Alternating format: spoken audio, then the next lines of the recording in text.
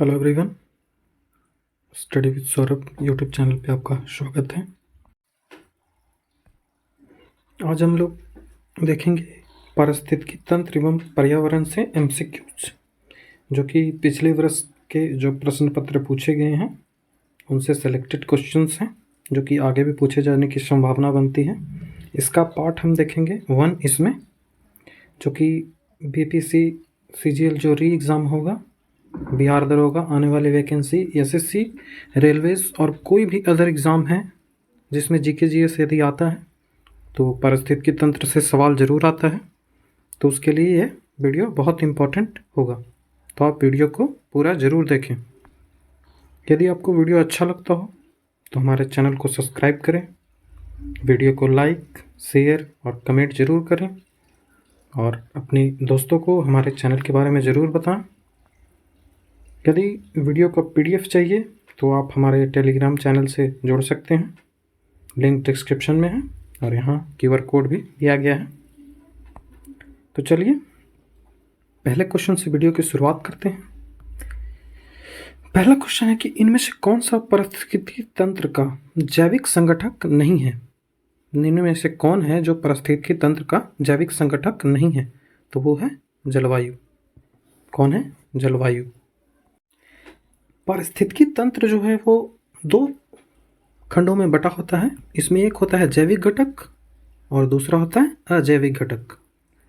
तो जैविक घटक भी आगे चलकर 3 भागों में विभाजित होता है, जिनमें पहला होता है प्रोड्यूसर, उत्पादक, दूसरा होता है उपभोक्ता, कंज्यूमर, और तीसरा होता है अपघटक, अपघटनकर्ता, जिसे डिकम्पोजर कहते हैं।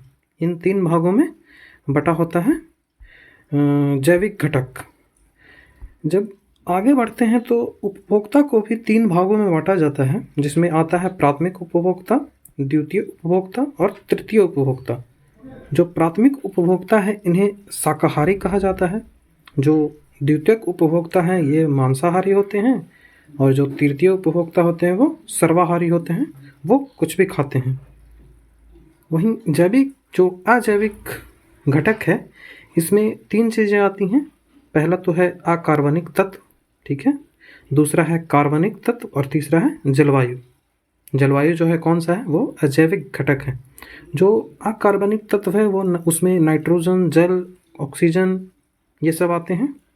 वहीं कार्बनिक तत्व जो होते हैं उसमें कार्बोहाइड्रेट, प्रोटीन, वसा और ह्यूमस आते हैं, और उसके बाद जलवायु है। तो ये पारिस्थितिकी तंत्र के कुछ घटक हैं। जो सबसे इम्पोर्टेंट इसमें होता है वो होता है प्रोड्यूसर। यदि प्रोड्यूसर में बात करें तो जो पेड़ पौधे होते हैं, झाड़ियाँ होती हैं, वृक्ष होते हैं, वो सारे प्रोड्यूसर में आते हैं। और यहीं यदि समुद्र में बात करें, जलीय पर्यावरण में बात करें तो उसमें फाइटोप्लैंक्टन जो होता है वो उत्पादक होता है ये। और जो अपघटन करता है, अपघटनकर्ता, जो सबसे ज़्यादा पारिस्थितिकी तंत्र के जो घटक हैं वो अपघटन करता ही हैं। प्राथमिक उपभोक्ता या उत्पादक हो, उसमें सबसे ज़्यादा अपघटन करता ही हैं। इसमें आते हैं बैक्टीरिया और कवक। ये एग्ज़ाम में पूछा गए हैं, तो बैक्टीरिया और कवक आप याद रखें। कवक और बैक्टीरिया को जब जरूर याद रखें, ये 2 एग्जाम्पल्स, क्योंकि ये पूछे गए हैं। जो चीज़ मैंने बताया उसी चीज़ को मैंने यहाँ टाइप भी कर दिया है, आप पढ़ सकते हैं इसको। नेक्स्ट क्वेश्चन है कि प्राकृतिक में जो क्लीनर्स किसे कहते हैं? निम्न में से कौन सा है वो क्लीनर है? तो क्या उत्पादक क्लीनर है, कंज्यूमर है, विघटक है या मांसभक्षी है? तो विघटक जो है वो क्लीनर है। ऑप्शन सी, विघटक जो है वो क्लीनर है, जो डिकम्पोजर कहलाता है। इसमें बैक्टीरिया एग्जाम्पल याद रखें, मशरूम याद रखें, ये सबसे ज़्यादा इम्पोर्टेंट है, बैक्टीरिया और कवक, ठीक है। उसके बाद इंसेक्ट्स को याद रखें, उसके बाद वर्म को याद रखें। ये सारे जो हैं ये डिकम्पोजर हैं।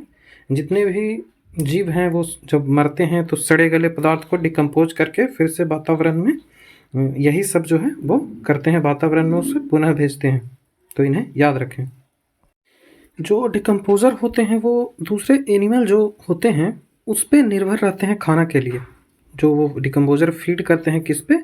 तो जो अदर एनिमल्स है उस पर डिकम्पोजर फीड करते हैं, उसी से खाना प्राप्त करते हैं। जो डिकम्पोजर है वो बहुत ही इम्पोर्टेंट रोल में प्रदान करता है इकोसिस्टम में, क्योंकि वो डाइजेस्टिंग करता है डेड मैटर का।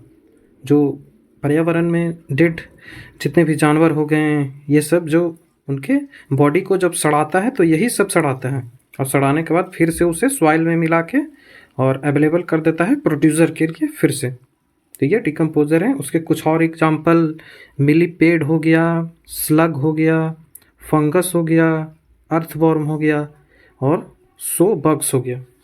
ठीक है, तो ये सारे एग्जाम्पल्स याद रखें, जिसमें जो पीछे मैंने बताया वो सारे एग्जाम्पल्स भी याद रखें।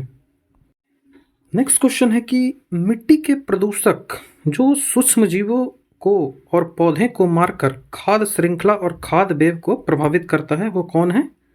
रोगजनक है, नाइट्रोजन ऑक्साइड है, कीटनाशक है, या कृषि अपशिष्ट है? तो वो कीटनाशक हैं। कीटनाशक जो हैं वो जो फूड वेव है उसको, फूड वेव को, जो खाद्य श्रृंखला है उसे तोड़ देते हैं। क्योंकि यदि कोई जो जीव है वो किसी जीव को खाता है, अगर कोई जीव है जो ये है जो इस पे निर्भर है, और आप कीटनाशक करके जैसे टीडे को ही ख़त्म कर दे, तो टीडा को आगे कौन खाएगा? मेढक नहीं खाएगा। तो जब टीडा को मेढक नहीं खाएगा तो आगे सांप के मेढक नहीं खाएगी, तो सांप के लिए खाना नहीं रहेगा तो सांप खराब हो जाएगा। फिर सांप यदि खराब हो जाएगा तो फिर मोर के लिए खाना नहीं रहेगा तो मोर नहीं बचेगा। तो इस तरह से फूड श्रृंखला जो है वो ब्रेक हो जाती है जब आप कीटनाशक का उपयोग करते हैं इससे। नेक्स्ट क्वेश्चन है कि डॉक्टर ध्रुव ज्योति घोष ये किस क्षेत्र से संबंधित हैं? तो ये क्या है? तो पारिस्थितिकी क्षेत्र से संबंधित है। जो डॉक्टर ध्रुव ज्योति घोष हैं वो ईस्ट कोलकाता वेटलैंड जो है इसके लिए ये प्रसिद्ध हैं। इस जो वेटलैंड है इसमें इन्होंने आंदोलन चलाया था डॉक्टर ध्रुव ज्योति घोष ने। नेक्स्ट क्वेश्चन है कि एक खाद्य श्रृंखला में इनमें से किसकी आबादी सबसे अधिक होती है? अभी मैंने उस स्लाइड में भी बताया था, जो सबसे अधिक आबादी होते हैं वो विघटनकर्ता की होती है, डिकम्पोजर की होती है। ठीक है, किसकी होती है? डिकम्पोजर की, ना कि उत्पादक की। ये याद रखें, उत्पादक की नहीं होती है। कई जगह उत्पादक आपको पढ़ने को मिलेगा, लेकिन इसका आंसर विघटक ही होगा। मैंने स्टैंडर्ड बुकों में भी चेक किया है। ठीक है, तो इसका आंसर आप विघटक ही याद रखें, डिकम्पोजर ही याद रखें, ना कि उत्पादक। नेक्स्ट क्वेश्चन है कि खाद्य श्रृंखला में प्राथमिक उपभोक्ता और माध्यमिक उपभोक्ता के बीच क्या अंतर होता है? तो जो प्राथमिक उपभोक्ता होते हैं वो पौधे को खाते हैं, ये सही है। और जो अन्य उपभोक्ता होते हैं प्राथमिक के बाद जो बच गए वो माध्यमिक उपभोक्ता पौधे और विघटित पदार्थ को खाते हैं, तो ये भी सही है। तो इसका आंसर कौन बन जाएगा? इसका आंसर ए बनेगा। ठीक है, प्राथमिक उपभोक्ता पौधे को खाते हैं और अन्य उपभोक्ता माध्यमिक उपभोक्ता पौधे और विघटक पदार्थ को खाते हैं, ये इसका सही आंसर है। जो माध्यमिक उपभोक्ता होते हैं उनमें मकड़ी आती है, सांप आता है, मुहर मांसाहारी आते हैं, ये सभी जो है माध्यमिक उपभोक्ता के उदाहरण हैं। जो पहले जो प्लांट होता है वो सनलाइट से एनर्जी बनाता है, और इसी प्लांट को ये टिड्डा जब खाता है, ग्रास हॉपर जब खाता है, तो वो हो गया प्राइमरी कंज्यूमर।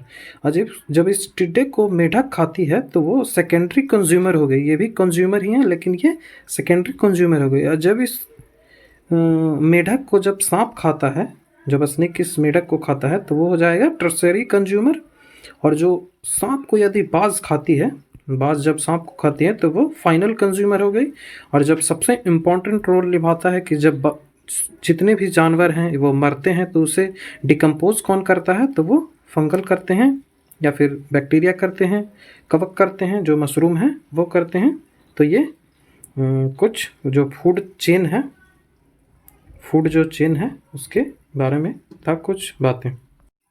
नेक्स्ट क्वेश्चन है कि इकोटोन का अर्थ क्या है? ये पिछले कई एग्जामों में इसे पूछा गया है, तो इसे ज़रूर याद रखें। जो इकोटोन होता है वो किसी दो बायोम जो होते हैं, दो जो क्षेत्र होता है, दो क्षेत्र हैं, जैसे ये फॉरेस्ट हैबिटेट हो गया, ये लेक हैबिटेट हो गया, और ये मार्शलैंड जो हैबिटेट है, तो इनके बीच का जो क्षेत्र है, ये जैसे देखिए ये मार्शलैंड और ये फॉरेस्ट का बीच का जो क्षेत्र है वो इकोटोन कहलाता है।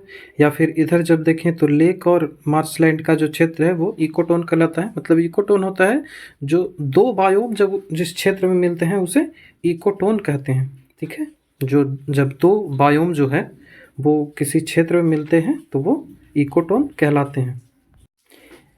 इस फिगर में भी देख सकते हैं कि यहाँ फॉरेस्ट बायोम है, इधर फॉरेस्ट है, इधर आर्टिफिशियल लॉन है मतलब घास का मैदान है, और इसके बीच का जो क्षेत्र ये बचा ये इकोटोन जोन कहलाता है, जिसमें बीच आ गया, एल्डर आ गया, ये हो गया इकोटोन जोन। नेक्स्ट क्वेश्चन है कि जो एक्वेरियम है वो एक ऐसा पात्र है जिसमें जीवित मछली और जलीय पौधे को रखा जाता है, तो निम्न में से कौन हो जाए एक्वेरियम के विषय में सही है? तो यह मनुष्य के द्वारा निर्मित पारिस्थितिकी तंत्र है, तो हाँ ये मनुष्य के द्वारा निर्मित है, तो ये सही है। यह प्राकृतिक पारिस्थितिकी तंत्र है, तो नहीं है, पारिस्थितिकी नहीं है। यह पारिस्थितिकी तंत्र ही नहीं है, तो ये गलत है, ये भी नहीं है। इसे केवल एक प्रजाति कहा जा सकता है, तो ये भी गलत है। तो ये क्या है? तो ये मनुष्य द्वारा निर्मित पारिस्थितिकी तंत्र है, ना कि ये पारिस्थितिकी तंत्र है ही नहीं, ये भी गलत हो जाएगा। तो इसका आंसर बनेगा ये मनुष्य द्वारा निर्मित पारिस्थितिकी तंत्र है। नेक्स्ट क्वेश्चन है कि जो पशुओं की प्रजाति हैं वो ज़्यादातर किसके कारण लुप्त प्राय हो रहे हैं? जो पशुओं जो है वो विलुप्त होते जा रहे हैं, किसके कारण से? तो क्या अम्ल वर्षा से हो रहे हैं, अत्यधिक शिकार से हो रहे हैं, पानी की कमी से हो रहे हैं, या आवास विखंडन से हो रहे हैं? तो ये सारे कारण हैं जो पशुओं की प्रजाति के विलुप्त होने के कारण हैं, लेकिन इसमें सबसे ज़्यादा कारण कौन है? तो वो आवास विखंडन है। आवास विखंडन, जंगलों की कटाई हो रही है जिसके कारण जो पशु हैं उन्हें जंगल छोड़कर शहर की ओर भागना पड़ता है, जिससे मानव पशु संघर्ष भी बड़े पैमाने पे आजकल देखा जा रहा है। तो इसका आंसर बनेगा आवास विखंडन। नेक्स्ट क्वेश्चन है कि जीवों और पर्यावरण के बीच की अनयोनिक क्रियाएं के वैज्ञानिक विश्लेषण को क्या कहा जाता है? जो जीव और पर्यावरण के बीच जो संबंध होता है उसको वैज्ञानिक विश्लेषण को क्या कहा जाता है? तो उसे पारिस्थितिकी कहा जाता है, इकोलॉजी कहा जाता है। जो पारिस्थितिकी है इसमें विज्ञान एवं भूगोल जो है उसकी एक शाखा है, जिसमें समुदाय और उसके वातावरण के साथ पारस्परिक संबंध को दिखलाता है। जैसे मनुष्य है उसका वातावरण के साथ जो संबंध होता है उसमें इसकी चर्चा की जाती है। तो इसका आंसर बनेगा पारिस्थितिकी। जो पारिस्थितिकी तंत्र है उससे मतलब होता है कि जिसमें आवासीय वातावरण है, जिसमें जैविक घटक भी हो और अजैविक घटक भी हो। जैविक मतलब जो जीवित हो, लिविंग हो, और अजैविक दोनों हो, वो परस्पर रूप से एक दूसरे से संबंधित हो, वो पारिस्थितिकी तंत्र कहलाता है। जो पारिस्थितिकी तंत्र है ये डायनेमिक नहीं है, ये स्टैटिक है।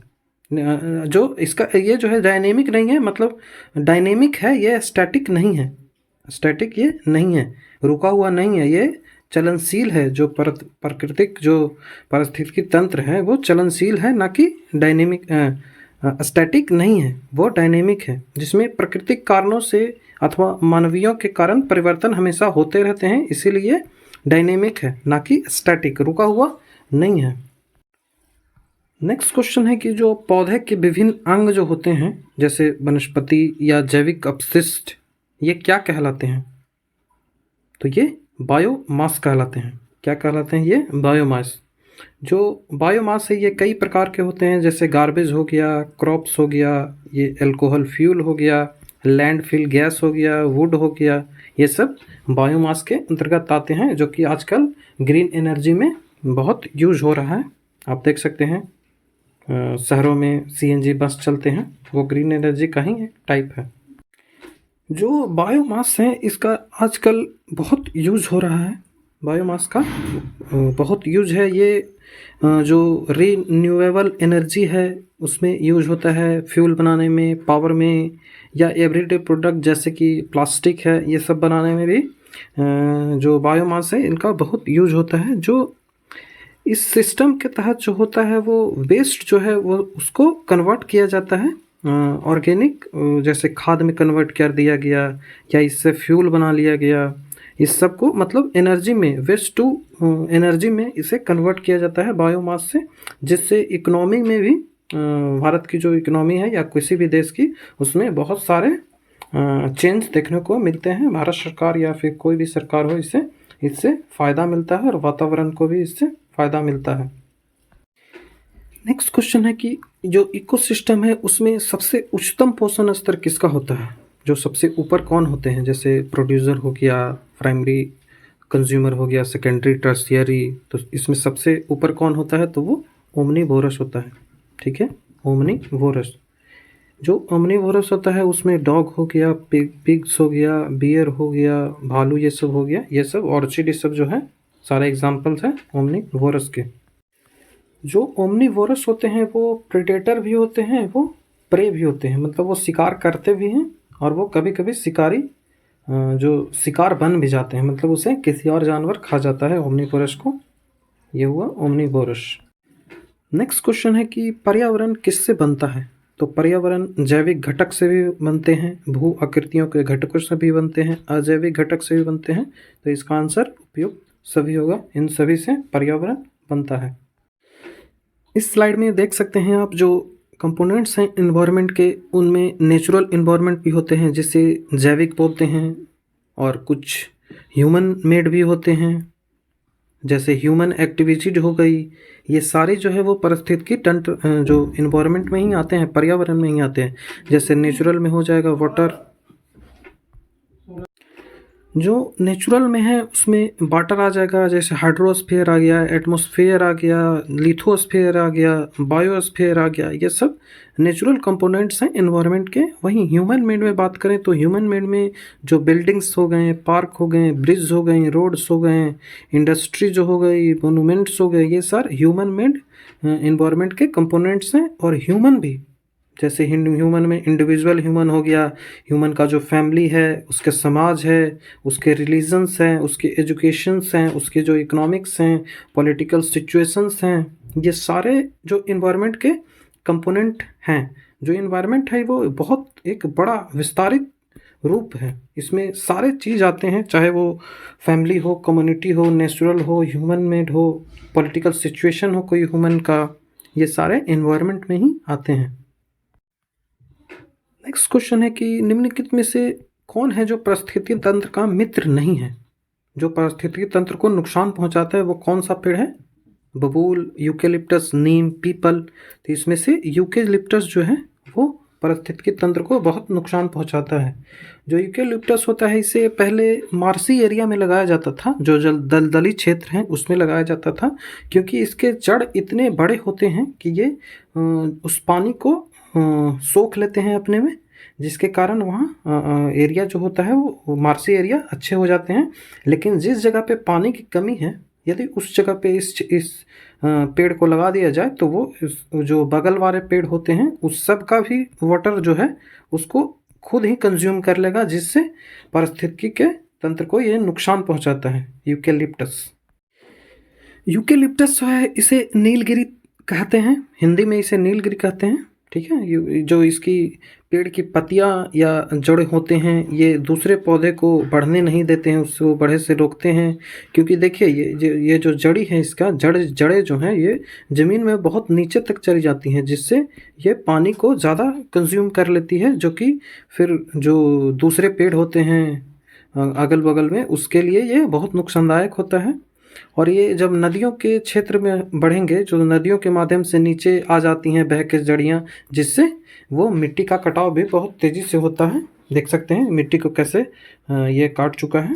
तो ये यूकेलिप्टस जो कि पारिस्थितिकी तंत्र का मित्र नहीं है। नेक्स्ट क्वेश्चन है कि निम्नलिखित में से जो फूड चेन है उसका दूसरा पौष्टिक स्तर कौन है? ये जो एक फूड चेन का दिया गया है पूरा एग्जाम्पल, तो इसमें दूसरे नंबर पे कौन आएगा? तो पहले नंबर पे ग्रास आएगा। ग्रास को कौन खाएगा? रैट खाएगा। रैट को कौन खाएगा? स्नेक खाएगा। स्नेक को कौन खाएगा? बाज खाएगा। तो दूसरे नंबर पे कौन आया? रैट। चूहा आ जाएगा दूसरे नंबर पे, तो इसका आंसर बी बनेगा। नेक्स्ट क्वेश्चन है कि समुद्री वातावरण में प्राथमिक जो उत्पादक है वो कौन है? तो पहली स्लाइड में भी मैंने इसे बताया था, वो हो जाएगा फाइटोप्लैंक्टन। क्या हो जाएगा? फाइटोप्लैंक्टन। ये फाइटोप्लैंक्टन का एक इमेज है, फाइटोप्लैंक्टन। जो फाइटोप्लैंक्टन है ये दो शब्द फाइटो और प्लैंक्टन से मिलकर बना हुआ है। जो फाइटो है इसका मतलब तो पौधा होता है, और जो प्लैंक्टन होता है इसका मतलब होता है घूमने या बहाव के लिए बनाया गया। ये प्लैंकटन का अर्थ होता है। इसी से मिलकर फाइटोप्लैंकटन बना है, जो कि एक सूक्ष्म जीव है जो पौधे की तरह होता है। ये पानी के वातावरण में रहते हैं और ये चाहे वो नमकीन पानी हो या ताज़ा पानी हो, ये दोनों में रहते हैं।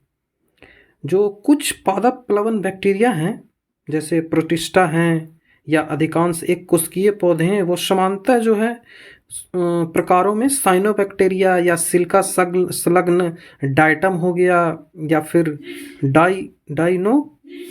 डाइनोफ्लैगेट्स हो गया, ये हरी शैवाल हो गई, या फिर कोकोलिथोफोरस हो गई। ये सब जो है वो फाइटोप्लैंक्टन्स के तहत ही आते हैं, जिसमें साइनोबैक्टीरिया जो हो गई, डाइटम हो गया, ये सब आते हैं। जो फाइटो जो प्लैंकटन है, ये जो समुद्री वातावरण है उसमें प्राथमिक उपभोक्ता होते हैं।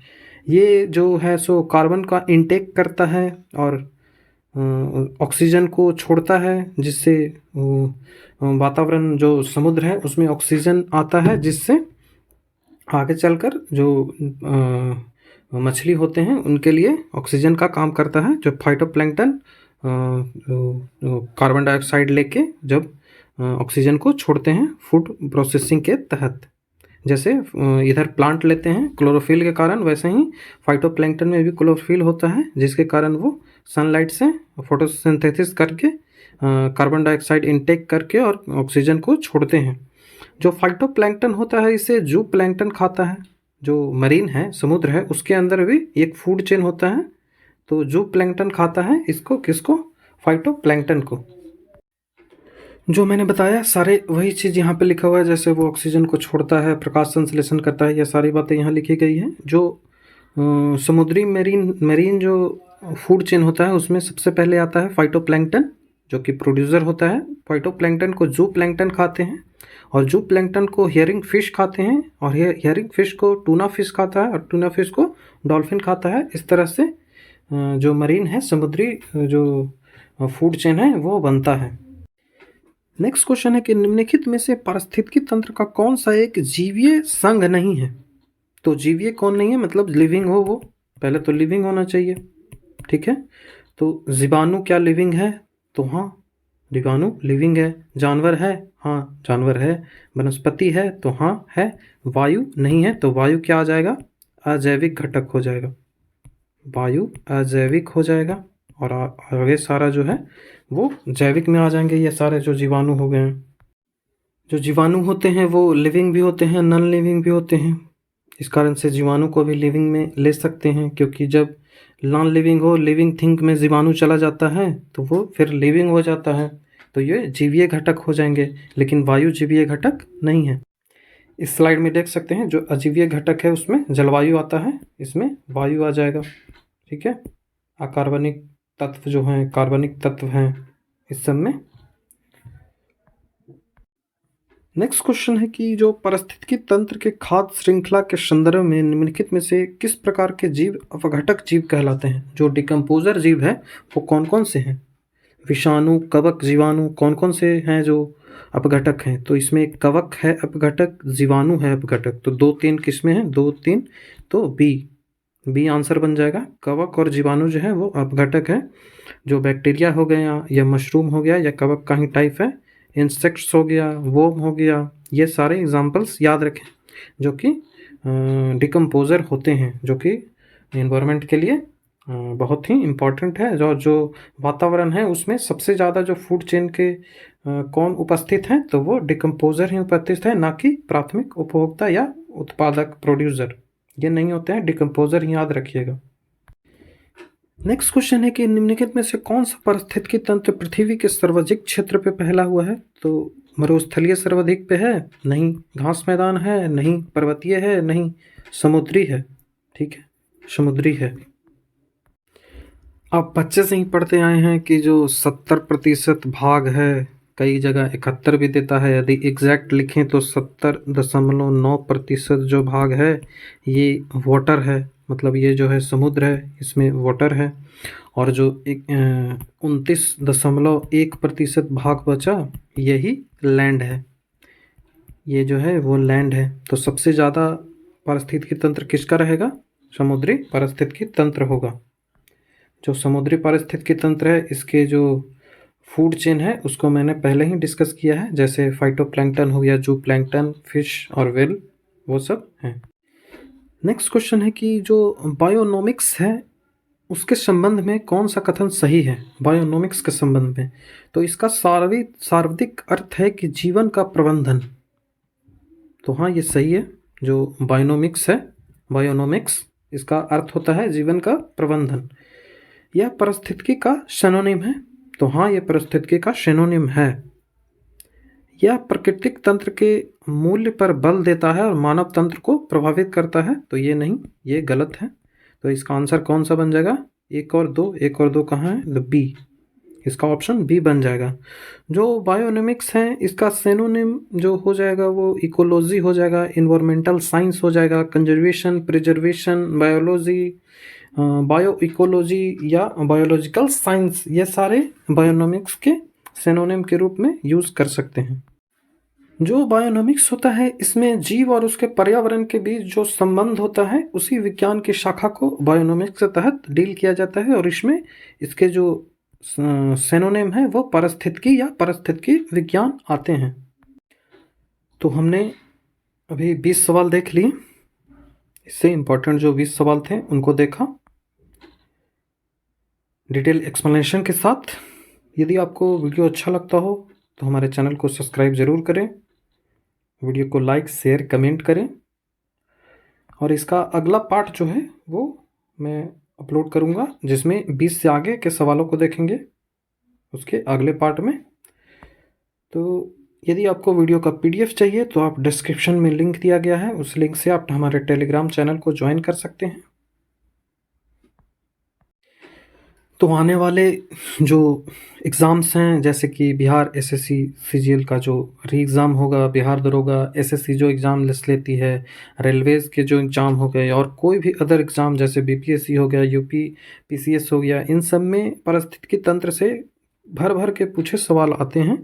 तो ये जो सवाल हैं वो बहुत इंपॉर्टेंट होंगे एग्ज़ाम्स के लिए, तो आप वीडियो को ज़रूर देखें। Thank you.